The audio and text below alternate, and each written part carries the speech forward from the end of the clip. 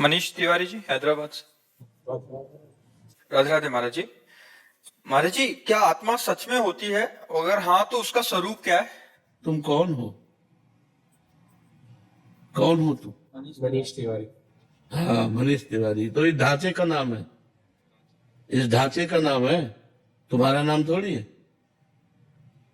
तुम्हारे ढांचे का नाम मनीष तिवारी है। इतना काट दिया जाए तो तुम कट गए क्या? तुम्हारा हाथ कटा तो जिससे हमारा संबंध होता वो मैं नहीं होता है। समझ पा रहे हो हमारी बात? मैं और मेरा मेरा अलग होता है और मैं होता है। ठीक है, अब हम आपको ले चलते हैं।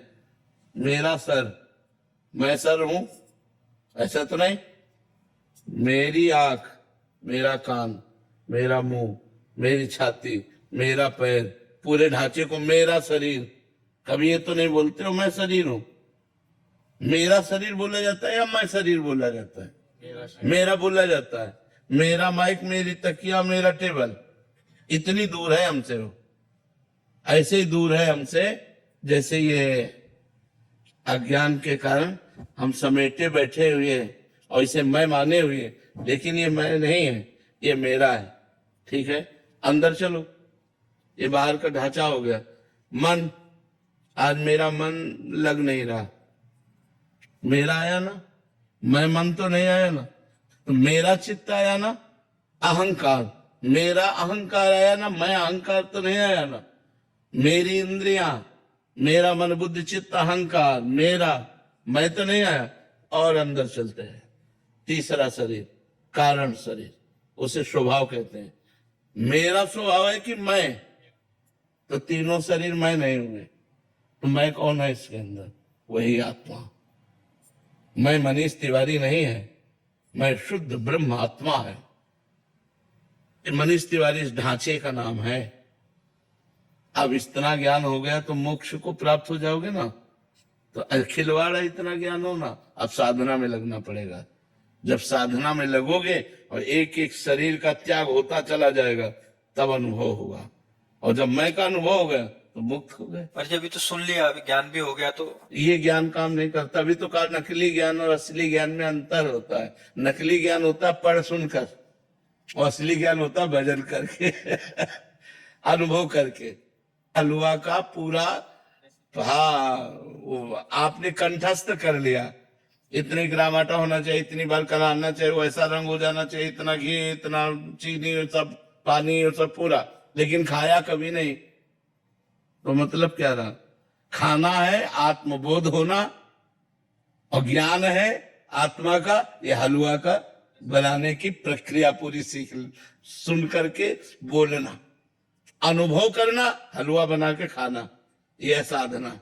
साधना करो, साधना से तब आत्मबोध होगा।